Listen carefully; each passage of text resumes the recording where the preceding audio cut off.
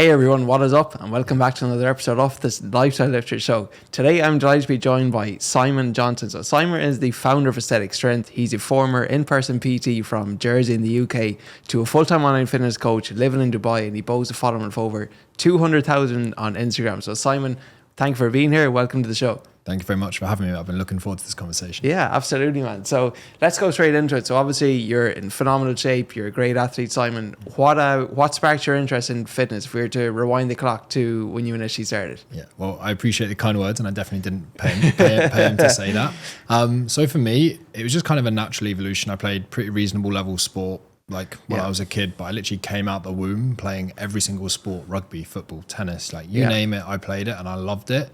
But when I was 11, I got invited to basically this performance center where it was taking talented young kids who had potential in sport and then starting giving them S&C. Sure. Strength and conditioning. Was this for rugby? Was it for football? For tennis originally. For tennis, bro. Okay. Yeah. Most people don't even realize that I played tennis, and they look at me, they're like, really? Yeah.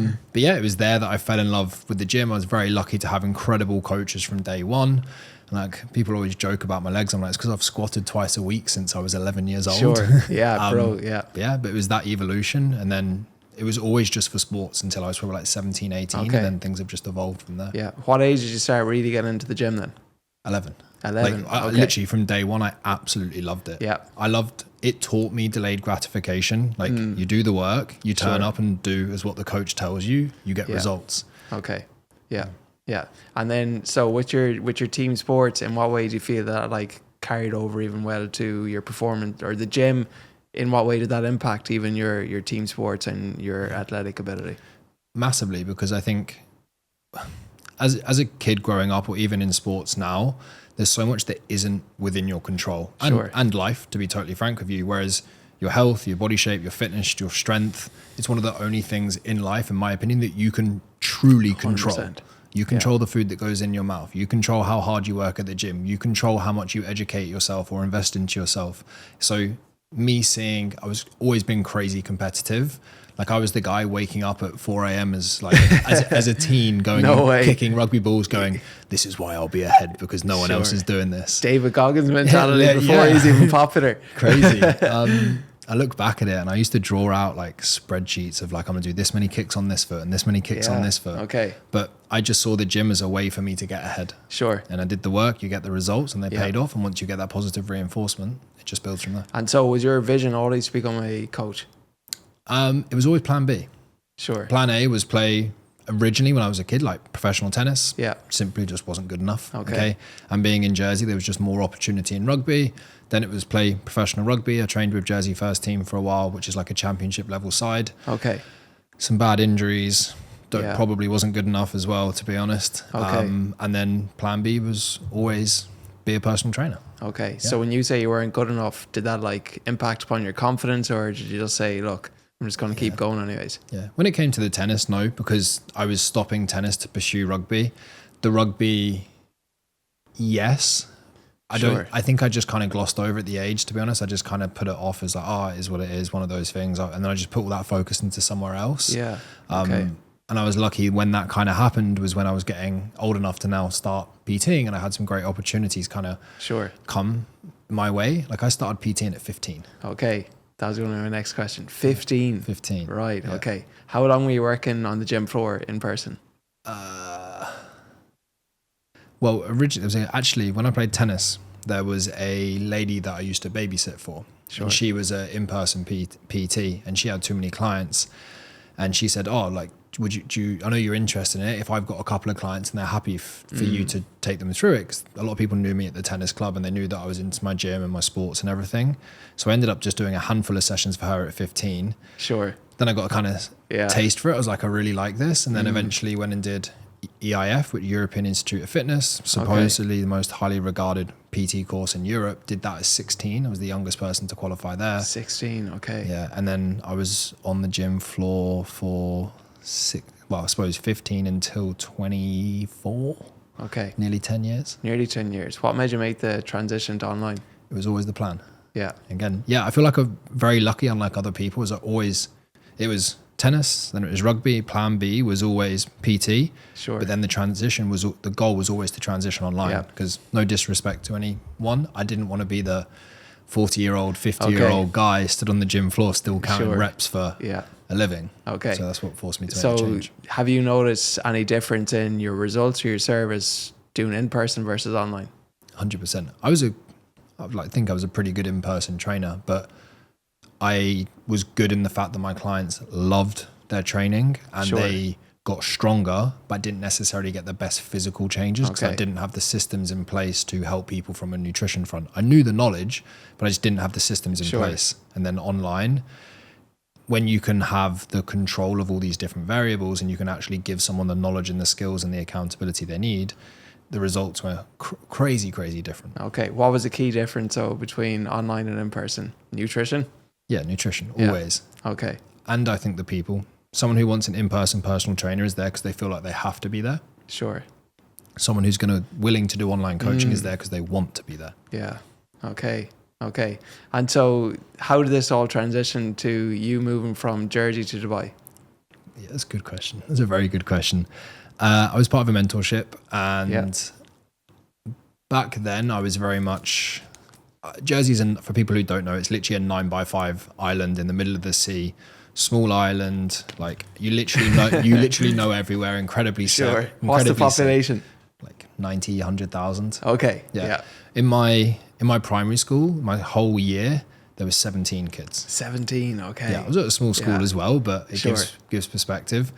But I was in a mentorship for the business coaching to help start developing that. That's when things really took off. Yeah. But he moved out to Dubai. Okay. And there was a mentorship out here, literally just as COVID began. And there were so many stories I was telling myself, like, don't go there. You might not fit in. What if people don't like you? And eventually I got the courage to go. Sure.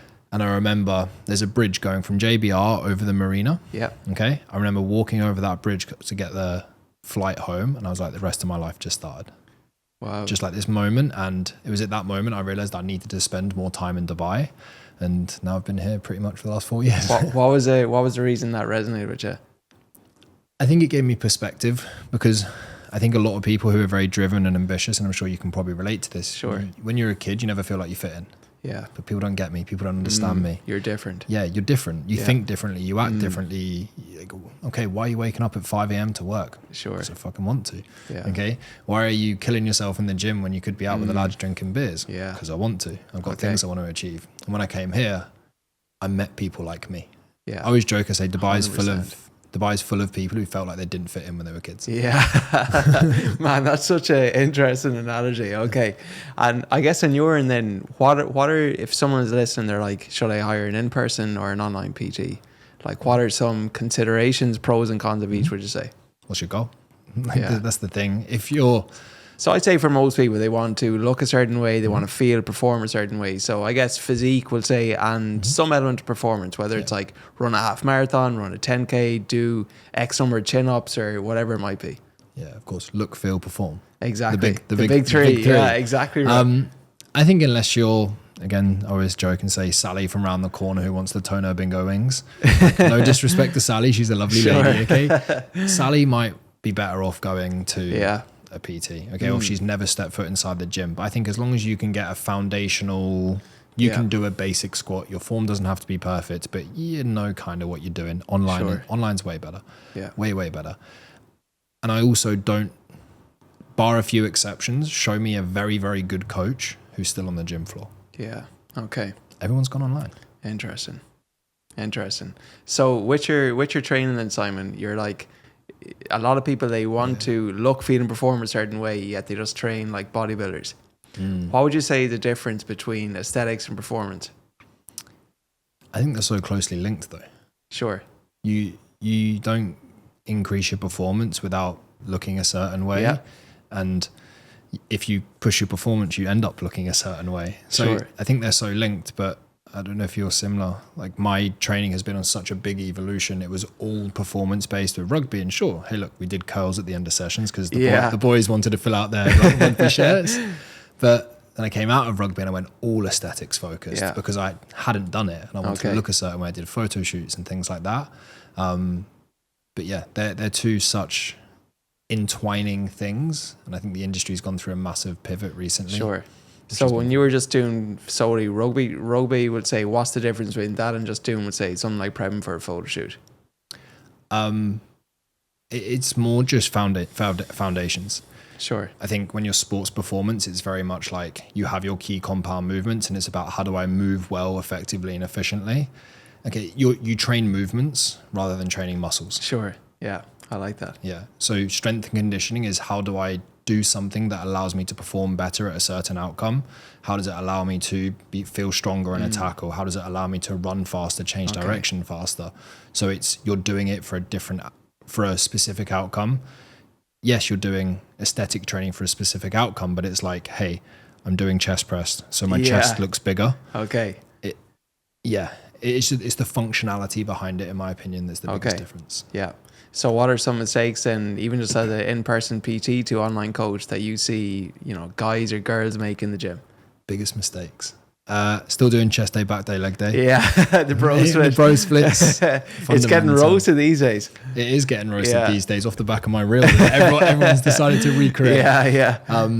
Yeah, I'd say that 100%. The next one I say is just big program hopping, people hopping, program to program to program. And hey, look, I've been that guy. Yeah, 100%. Shiny object syndrome. Yeah, hey, I do it in business. You do it. It's just life. The whole lady in the red dress. That's what Hormozy says. Yeah, that's a big one. Let's speak more about the bro splits though. Okay. So like, what's the reason that you feel that's a mistake that people make? Okay. Let's say general rule of thumb in life says the more that you do something, the better you get. Sure. Right? Yeah. Okay. So if you wanted to develop your chest, why would you only train it once a week? Yeah. Doesn't make sense, right? Okay. So if you only train your chest once a week, every week for a whole year, that's 52 opportunities for your chest to get bigger, stronger, faster, whatever you want to call it. Just improve. Train your chest twice a week. Okay. It's 104 opportunities. You literally just doubled the chances of you getting better. Yeah, now, obviously, there's a limit to how many times you can train a muscle group per week and still be able to recover from it.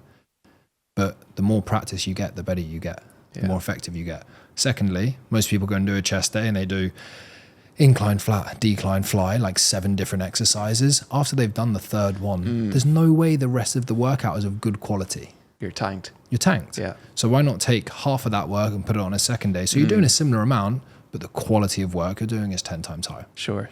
And doing a bro split is training hard, not smart. Let's do effective and efficient. Okay, so what's the alternative then? How many days a week you're training? Okay. I would say for a lot of people listening, they can probably set aside 4 hours. Let's just go 4 times. 4 times, okay. So if you have a corporate professional now, 4 times a week, we got 4 hours here, Simon. What are we going to do differently? Okay. A lot of people will go upper, lower. I like a different split, and we call it a 3+1 method. Why? Because as a busy corporate, there is weeks where you have deadlines. There's weeks maybe where you're traveling. There's weeks where your family have maybe something's gone on and you're just not going to be able to get those 4. Sure. Okay. Instead of setting you up to fail, I'm going to set you up to succeed. So we're going to run a 3+1 system. So 3 non-negotiable sessions. I don't give a flying fuck how busy you are. They have to get done. Okay. You can find 3 sessions. Yeah. The one is the icing on top of the cake. Okay. That way, if you're busy and you get your 3, win, you've succeeded. But if you've got a bit of extra time and you can get your 4th in, great. Sure. You feel great about yourself because you've done more than you needed to. We're always setting you up for success because a lot of busy professionals struggle with having an all or nothing mindset. And if they don't achieve what's been set out, 100%. They catch They feel like a failure come the end of the week. Exactly. And they catch what I call the fuckets. Yeah. Okay. You miss one, they miss that 3rd, 4th session, and then the weekend goes to shit, and they miss their Monday session. Then it's like, oh, what's the point now? I'll start on Monday, and all of a sudden a month's gone by and you've derailed your entire progress. Sure. Okay. And so for your 3+1, do you have a preferred split for that, or does it vary individual? Vary on the individual, either 3 full body and then like a conditioning arms and delts, or lower body, upper body, full body. Yeah. And then again, conditioning or weaker body parts if someone wants to bring up their arms, or do some arms and do some conditioning on that kind of that 4th session. Okay. So you recently ran a sub 90 marathon, or half marathon, should I say? Sub 90 marathon. Elliot Kipchoge. Some record books here. How do you find that balance between cardio and strength? Takes time. Yeah. Takes time. What are some principles that you've kind of implemented to get the best of both worlds? Because you didn't lose any strength, you didn't lose any muscle mass. But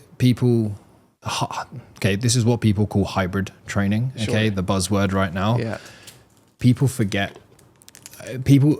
Hybrids only become a thing recently. I would say in the last kind of 12, 18 months, maybe 2 years. But if you actually look back, as an athlete, you are technically hybrid.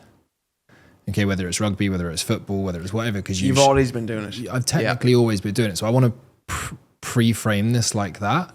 But when I then came out of it, it probably took me 2 years of doing quote unquote hybrid training to get to the point where I was just as strong and could run the times that I could. Okay. I think the biggest mistake people make when they start trying to push this hybrid side of things is they try and do everything at once and they get injured, they overtrain, or they don't enjoy it. Rather than going, okay, my strength is going to we're not going to turn off, but we're going to go to maintenance mode because my focus is building my endurance. Okay. Then once my endurance is good, okay, we're just going to do enough to maintain that. We're going to catch my strength back up. Okay. Strength's good. Now let's maintain that. Now let's work on speed. Okay. You have to push and pull rather than say yes and no because you can't do everything at once. Okay. And how did you find that optimal level of volume for you? Trial and error. Trial and error.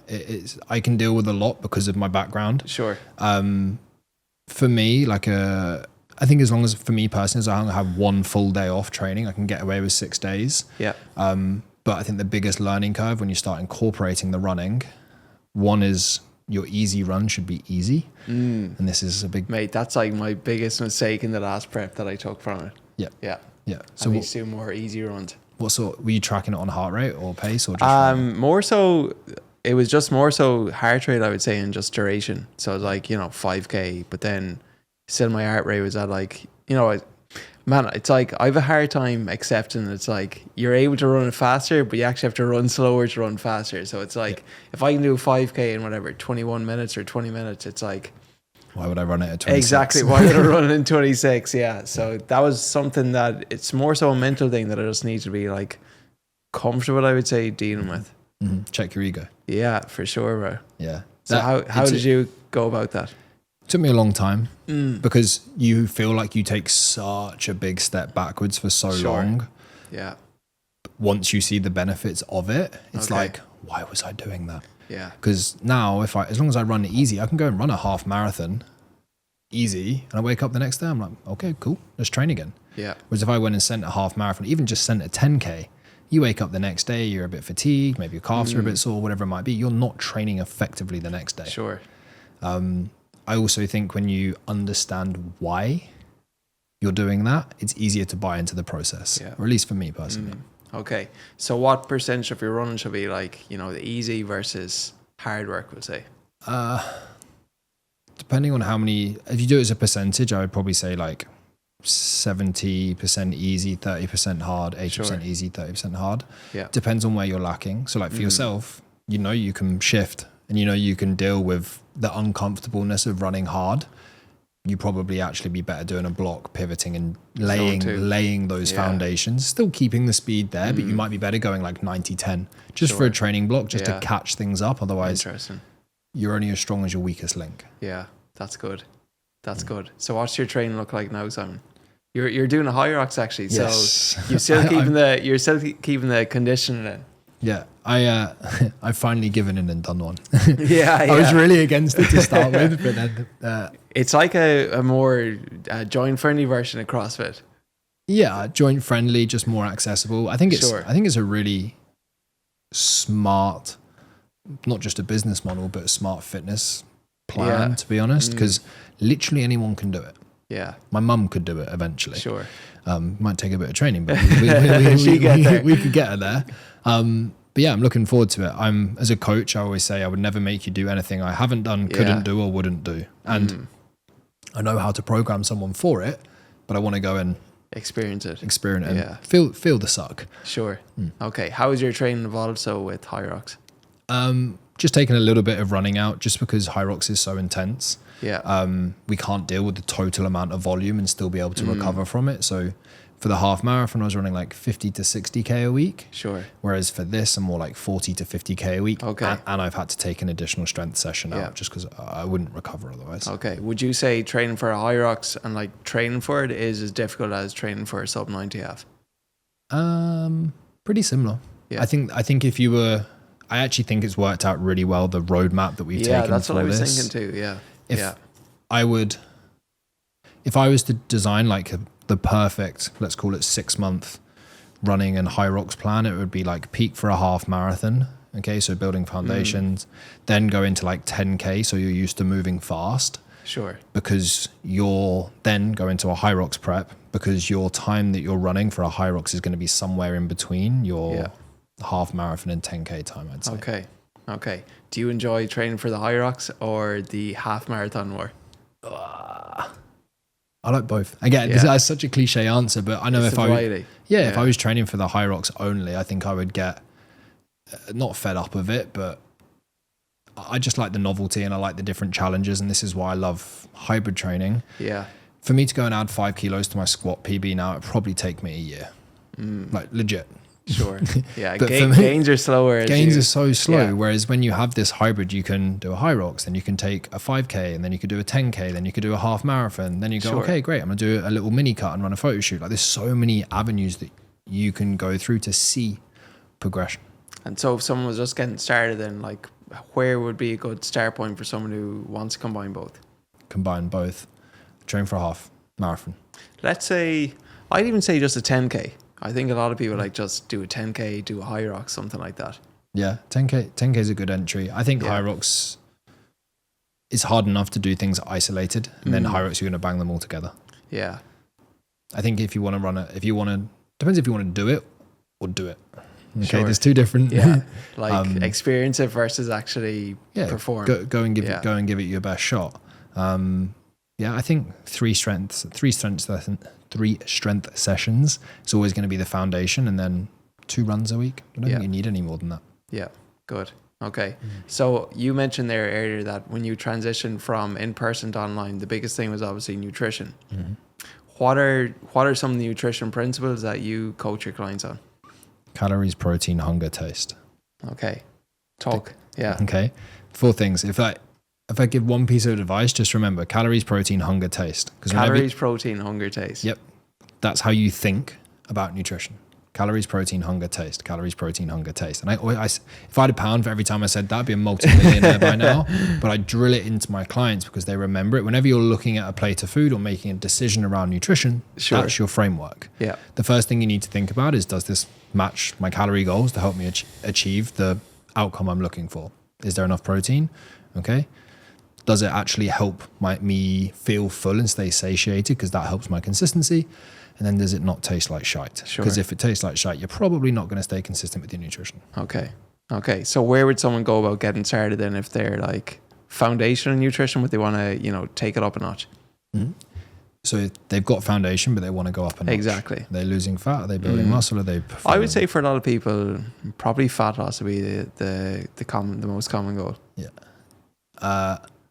Find 10 meals you love. Yeah, that's good. And just eat those. Yeah. There was a study done, and on average, people eat the same 10 to 12 meals on repeat. 100%. People are like saving all these fancy recipes online. It's like consistency beats variety, especially starting out. 100%. Yeah. What would be your go-to breakfast, lunch, dinner? Yeah, like some form of either protein oats, eggs, something like that. Lunch, like chicken, salmon, sea bass, steak. Dinner is pretty much the same. It's like, give me a protein, give me some fiber, and then I'll base carbohydrates on activity. It's like harder training days, I'll eat more. Less intense training days, I'll eat less. Yeah. And this is the thing, you look at anyone who's in shape or performing well, success leaves clues. Yeah. Because I'm pretty 100%. Much exactly the same. Yeah. Although for me, I need my ice cream in there in the evening. Yeah, you get your ice cream. Yeah. That's your couldn't tell you the last day that I didn't eat ice cream. Really? Yeah. Interesting. So what are some of the biggest nutrition mistakes then that you see just day-to-day people make? Just eating healthy. Sure. so many guys, they're like, yeah, I eat healthy. I don't know why I'm not seeing the results that I want to. And I'm like, okay, prime example, scrambled eggs and avocado on toast. Incredibly healthy, right? Could be 1,000 calories without even trying. Sure. So although you've eaten healthy, I would say we've got this Venn diagram, okay? And we've got on one side of this, we've got health. On the other side of it, we've got effective for fat loss. Our job as coaches is to educate people on where the intersection is, where sure, you're giving your body the nutrients that you need, but it's also helping you achieve the results that you want. Okay. So do you recommend then that people track their calories for a decent period of time? Yeah. 100%. What would you say would be because a lot of people find that overwhelming. Yeah. So if someone's in that boat, what would be a good start point then? If you find it overwhelming, see it as a job. Okay. When you started a new job, it felt overwhelming, but now you do it without even thinking about it. That's good. I say there's 2 reasons that people end up in the position where they want to lose fat or whatever.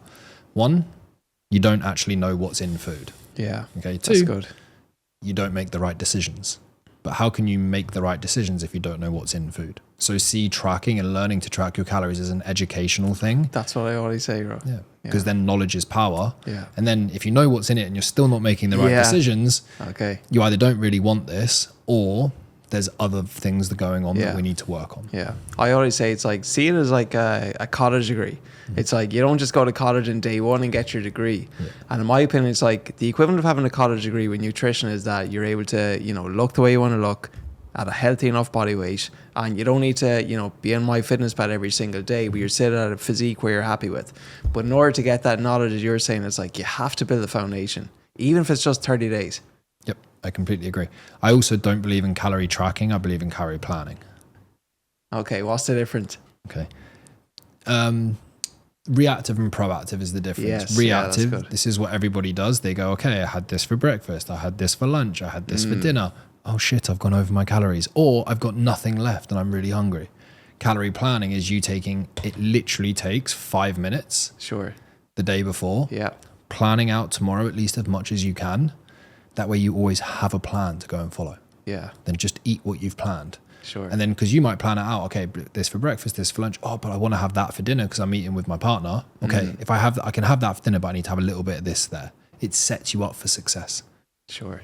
Is that what you personally do? Yep. Yeah. Ever since you started? Not ever since I started. Honestly, hands up, nutrition was the biggest thing I struggled with. I love training. Love training. Sure. Okay. Bad breakup, injuries, being an idiot with food, drinking too much. I found myself at 102 kilos. Yeah, tell me. Okay. And at 5'9", do not look good at 102 kilos. Okay. I looked in the mirror and I was like, who's that guy? And was this when you were working as a coach? Yeah, I was a coach at the same time. So I felt like a complete and utter fraud. Okay. And I know so many guys who have been fit, been healthy, been the sports guy, who feel the same. Yeah. What was that moment for you? The moment, there was 2 moments. Okay. One, I'm in a pub with the boys. Okay, and they're like, fucking hell, Simon, you gained some weight, haven't you? Joking. I'm like, ha, ha, ha. Yeah, but it's all paid for. And I've had a good time. But inside there was just guilt and shame.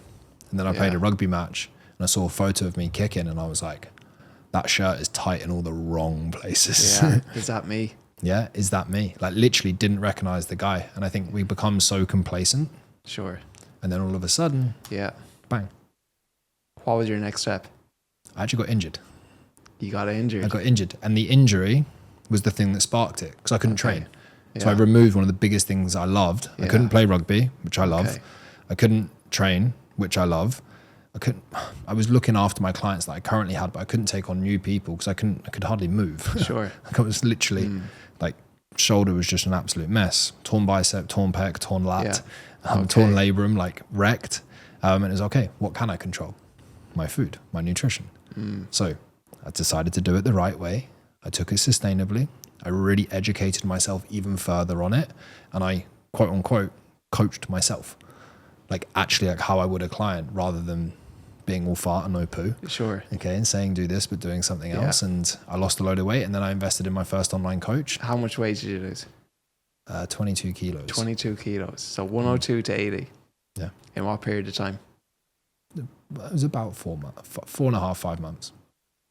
Okay. It's pretty quick still. Pretty rapid. Yeah, still pretty That's quick. What, is that 4 kilos, over 4 kilos a month? A kilo a week? Mm-hmm. But the craziest thing with that, for the first like 10 weeks, I was eating 3,000 calories a day. Okay. You have a high maintenance though. I'd always trained. I've got a good amount of muscle, but I also thought my tracking was so accurate. I think 90% of people, their maintenance is way higher than they think it is. Sure. But they're just shit at tracking. Yeah. Okay. And so what difference did you notice in yourself when you went from 102 to 80 kilos? Proof that I can do what I say I do. Yeah. That's why I love fitness. And I think it's so hard to explain to someone. A transformation is more than a transformation. Sure. It's who you become and what you develop in the process. And it's the confidence you build. Because so many people, everyone listening to this, and me and you included, you've said once in your life, I'm going to drop 5 kilos. And guess what? You don't do it. Or I'm going to hit this PB and you don't do it. I'm going to do this at work and I don't do it. But for so many people, their transformation, it's the first time in their life where they've said, I'm going to do this, and they do it. And they become a person of their word. Yeah. And that bleeds into every single area of your life. So speaking of mindset, becoming a person of your word, like what are some of the difficult things about even just getting in shape that maybe people aren't actually prepared for? This comes back to one of my favorite questions of all time. And do you know Kieran, Total Mental Performance? Yes. Yeah. Amazing bloke. And I owe so much to him. He's an incredible friend of mine now as well. Yeah. I was going through a time of business where things were a bit stuck and I was getting really frustrated. And he just turned around to me and said, what's the downside of you achieving your goals? Yeah. Which is a really backwards way of thinking it, because everyone sets these goals, whether it be to lose weight, whether it be to grow a business. But you never think, what's the consequence of that? Because that's the real thing that's stopping you achieving the goals you want. And so when you asked yourself that question, what came up? For me, it was fear of saying and getting rid of a lot of people in my life. Yeah. Okay. Oh, what if I don't find other friends? What if this happens here? Sure. Okay. That was probably the biggest one from a business perspective. Yeah. From a personal perspective, I tried so many times and failed. I think I think it's easier for people to commit and say they're going to do something, but never truly commit. Sure. Because in their head, they know they're not going to do it anyway. Yeah. So it's easier for them to go, oh yeah, I just did this. So how would you, because I think a lot of people, it's like, I'm successful in my business, I'm successful in my family life, but like this is the one area. Fitness can be sometimes the one area. How would you go about building someone's confidence if they've tried before but they've never been successful? You got to look at this in multiple faceted thing, and everyone is obviously different. I think one, they need to understand why they haven't been successful in the past. Yeah. They need an aha moment. You basically need to diffuse it and show them that it's not their fault. The vehicle that they were in were wrong. The timing was wrong. Because they're like, oh, yeah, I can do this. That was just the reason. Okay. Yeah. That's kind of like a coaching play just to get someone bought into the process. And then it's the tiniest, smallest little goals. Okay. Which is why when I did my cut, I didn't go, okay, great, 2,500 calories. Because I knew for me it'd be hard. I was like, cool, I can do 3,000. And guess what? I did it. And I felt fine. It felt easy because it's 3,000 calories. A lot of food. A lot of food. Which we couldn't weigh that. Yeah. Yeah. But I was 102 kilos. Yeah. Like I was a big boy. Okay. I was also doing a shitload of steps like I always have. Yeah. All right. But guess what? Okay, I did a week. Great. Sure. Win. That's a win. Okay. So I love the pre-planning of you because you always finish the day on a win. Okay, win. I'm setting tomorrow for success. You wake up when your alarm fucking goes off. Win. And you just have to stack these wins. That's good. Eventually you become, we talk about becoming a man of your word, but that starts from the smallest thing of like getting up when your fucking alarm goes off. 100%. Making your bed. Like all these little things, but it's like a win, a win, a win. Yeah. So you seem to be, you're big on the mindset, personal development. Aside from, so you worked with TMP, where was that start point for you? Did you read any books when you were younger, or was it just like athletes you looked up to, or what? Yeah, all of my role models that you would probably look at as a kid, it was Nadal, it was Johnny Wilkinson, it was just sportsmen. But what probably started me on the personal development kind of mindset side of things was more coming out here and then actually being able to have those open, honest, vulnerable conversations with people. And it was a bit easier because you don't really know them. Sure. But it's like the feeling of not fitting in, the feeling of how that then translates. I'm like, oh, you get it. But I'm at home if I brought that up. Like sometimes people are like, what the fuck are you going on about? Yeah. Okay. Because people didn't get it. Yeah. And then Kieran spoke at the event and I was like, you're literally describing me here, and took a leap of faith. Resonated with you. Yeah. Yeah. Okay. How important is working on your mindset, whether it's for developing your fitness, for your business, just in general? Everything. What's your personal development practice? Nothing crazy, to be honest. Okay, I've gone through periods where I've worked on it more, and I've worked with Kieran. Okay, and I was doing a session every week with him, and I talked to him about things. Yeah. For now, one of the biggest, I know what makes me feel good. I think anybody's version of success is a recipe. Okay, and everybody's recipe is different. There's a million ways that you can make a spaghetti bolognese. Sure. Everyone's got their own little flair that they add in there, right? I think once you know your recipe, all your personal development needs to be is being able to be reflective enough to know when you're missing an ingredient. Sure. Prime example, okay? I know for me, and this is something I've learned probably in the last 6-9 months, if I don't have sports or like prime for me, like playing paddle or playing golf with some good friends, if I don't have that in my week, I'm just aggy or I'm like, oh, this week was a bit but it's one of my ingredients. And over time you just build this recipe, and then it's just been able to be reflect, okay, I feel like this, why do I feel like this? Look at my recipe, that was missing, next week make sure that I have that in. Sure. Yeah. Okay, being aware of your triggers. Yeah, exactly. What's in your recipe? I think it is some form of movement. Like that's a non-negotiable, whether it's a workout, a run, a walk, eating good food, because man, it's like, do you ever know when you eat so well and then it's like you have some off foods, like the next day my brain is just groggy, I'm in a shit mood, brain fog. I'm unproductive, it takes me longer to do tasks. So having good food, and I think doing deep meaningful work, it's like I like to do some form of development, whether it's like deep work, working on myself, working on the business. And the last thing I would say is just being around like-minded people.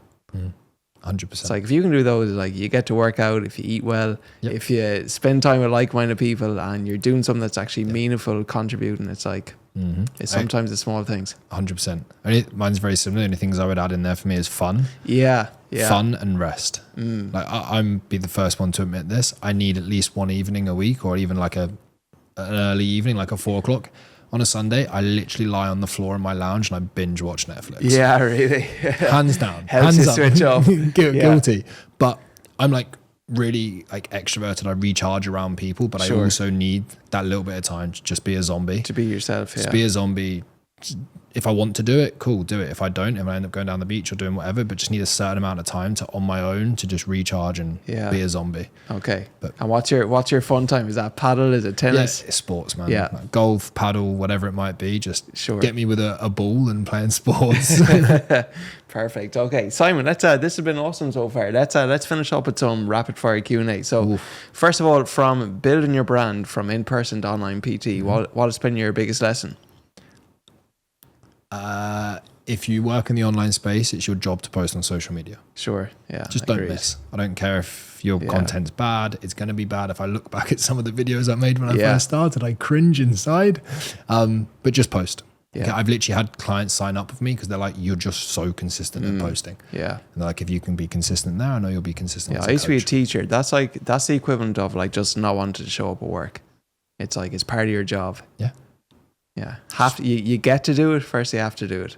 100%. Okay. That transforms to everything as well. When you hear the word successful, who is the first person that comes to mind and why? Oh, that's a great question. The first person. I'm going to give you two answers here because I don't think I can do one. And this is the problem, is you don't know this from... Sure. You don't know this from the inside out, but I want to also pick someone that some people can probably relate to. I think Chris Williamson, something I probably really resonate. Yeah, he seems very content. He seems like he's worked on himself, and he seems like he's developed in a lot of areas, but also now doing something that he's really passionate for, and he's managed to achieve success. And I also think an element of freedom out of that too. That's one person. Okay. I think from like a mindset, I very much respect what he's done. Ryan Fisher, just from the location freedom and the life that he's like been non-negotiable in terms of this is what I want to do. Yeah, I don't think I can give you any one. You like character traits from each of them. I thought you were going to say Johnny Wilkinson, bro. Yeah, I think in terms of like I think I can take like the physical attributes of here, the psychological attributes here, the business here, but I think it is very determined on what your definition of success is, and my definition of success changes. Sure, it changes every year or so. Yeah, Chris Williamson, honestly, it's like what people see now is like the Alex Hormozy, they see the Tony Robbins, they see all these huge guests, but like what they don't see is that he's done over 1,000 episodes. Yeah. Well into the 1,000 at this stage. Yeah, it's crazy. That people don't see. So I think it also just shows the power of consistency. Yep. The number one way to be lucky is just to keep going. Yeah. Yeah. Keep going. Okay. Next up. So what is one fitness myth that most people should not believe? Should not believe. Oh, so many. Where do you start? One that I feel would be extremely useful for people, and I feel like it's trending right now, is intermittent fasting is not this magical thing that makes you lose loads 100%. Of fat. And I say this because I used to be the guy that'd be like, oh, push breakfast back, condense my eating window because it will help me stay more consistent. In fact, I did the opposite. If I have a good breakfast with protein, carbs, and solid fats, I'm actually way less hungry throughout the day. Okay, I'm the exact same, bro. Yeah. Yeah. I think the performance training has something to do with that as well, Definitely. Just because you're burning so much more. Yeah. And I think as well, it's like with intermittent fasting, someone's like, right, I don't eat till 12 o'clock. I finish up eating at 8, so I can just eat whatever I want in the 8-hour window. 100%. Well, what happens is they push back, then they have their quote unquote breakfast, but then because they're so hungry, it doesn't even touch the sides, that they then just end up overeating for the rest of the day. Yeah. Interesting. Danny from Sigma Nutrition, they did a study, and it's like, is it better to consume your calories in the earlier or the later part of the day? Ironically, what the research found is that, like, naturally enough, you're going to be more active during daylight hours. Yeah. So if you consume more of your calories in the earlier part of the day, it had like more of a positive impact on fat loss. Obviously, calories in, calories out is still the most important thing. But for me, I just found it's like, sometimes I tried to not eat until like 11 or 12 o'clock, but then I'd be starving come the evening. Exactly. And I was like, then it's like you just identify patterns. It's like, okay, when I skip breakfast, when I push it out, okay, sure, I'm saving calories up till midday, but then I'm actually over consuming at night. The consequence then of that, 100%. I actually look forward now, like I eat within big breakfast first thing. Absolutely, yeah. Like breakfast is my favorite meal. Yeah, hands down. Okay. It's I also think with that though, one of the reasons that people try and think about it pushing it back is because from a psychological factor, your willpower is obviously going to be weakest in the evening. So I do think there's a balancing act. Yeah, it's push-pull. Yeah. Again, there's many ways to skin the cat. If you could train one celebrity, who would it be? Oh, The Rock. Yeah, I'd say that's definitely the most common answer. Yeah. Guy's a beast. Yeah, deadly. And last of the rapid fire, if you could give yourself advice, your 18-year-old self, what advice would you give him? Why? If you could rewind back the clocks. I would say the biggest piece of advice for me that would have helped me was stop caring what other people think and just do what you want to do. Yeah. I think so many people are quite similar as well. Okay. It took me 5 years to start the online business. I had whiteboards and I planned everything out and I did this and I was like, just get started, man. Yeah. Stop caring what people think, just get started. Yeah. Okay. How about you? Oh, role reversal. Yeah, role reversal. If I give one piece of advice, I'd say just go for it. It's like when you're from like a rural Ireland, it's like you can just get caught up in almost like a bubble or a circle that you like. I remember the first time I posted content, I posted on Instagram, man, I threw my phone away. It's like I didn't check it for, I didn't check for like 3 or 4 hours, and all in my head I'm like, I was just thinking like, thinking of what my friends would be thinking, like, oh, who's this guy? Who does he think he is? I had such an imposter syndrome. But then it's like you get a bit of feedback and you get a bit of reassurance that, oh, that post you put up actually helped me. And then it's like when you're actually posting and you're worried about what people think, it's like respectfully, most of those people you're worried about, they're probably not going to work with you anyways on a one-to-one basis. So I think for me, it's like, just feel the fear, do it anyways. Did you get much stick when you started posting content? Honestly, not really, no. Yeah. Again, it's like fear is a mile wide but an inch deep. It was all, the biggest fear was just what I built up in my head. It's like, what will these people think of me? But you actually, the people who support you, they'll be there with you, and the people who don't, it's like, they're not even friends. Exactly. Why'd you care anyway? Yeah. I got a little bit of stick, not much. Yeah. It was more like people just like laughy, jokey, taking the piss. Yeah, I could probably tell I did too, like behind my back, but nothing too direct. Yeah. Yeah. I got a little bit. I used to do this story. It'd be like steps every morning. Yeah, really? Literally, all the boys would be like, "Oh, steps is here." And I'm like, oh. No, it was fine, but Sure. I was like, I just kept doing it out of like spite. Yeah. Because then eventually it was like, oh well, look, It wears off. Here's 100 clients every morning tagging me, Sure. and they were like, okay, fair enough. You actually made it a thing. And Yeah, I'm like, there you go. You're getting more exposure. Yeah, I think a little bit of dark energy, I call it, that's that bit of that inner fuck you is always very, very powerful. Sure. I think everybody needs that a bit in their life. Okay, well, Simon, first of all, it's been absolutely awesome. I want to acknowledge you for coming on. It's been great. Simon and I, we unintentionally ran into each other in the Dubai half marathon. About 30 minutes in, I was on par, but Simon then pulled away. I'd say after 7 or 8 kilometers in, my breathe. So the zone 2 work for me is something I need to focus on. On your end, first of all, where can people learn more about working with you one-to-one and how your coaching even operates? Yep, just really easy. Instagram, Simon Johnson Fitness. Same across any other platforms. Yeah. Facebook, LinkedIn, Twitter, YouTube, TikTok. Make sure you follow Simon. I'll post a link in the show notes. Final question, Simon, because this is the Lifestyle Lifter show, what is your definition of living a successful life? Being able to do what I want, when I want, with who I want. Sweet. Simple. It's been like that since I was 13, 14 years old. Obviously, it push and pulls within that. What about you? I think the 3 things that I said there, it's like being able to do deep, meaningful work, spending time with good people, and like just having some element of fitness, good food, and maybe some fun as well thrown in there too. It's like those 3 things. We'll have to get you on the golf course, mate. Yeah, definitely, man. That's the next one for me. Perfect. Simon, it's been amazing, brother. Thank you very much. Thank you for having me on, mate. Appreciate it. Brilliant. Boom.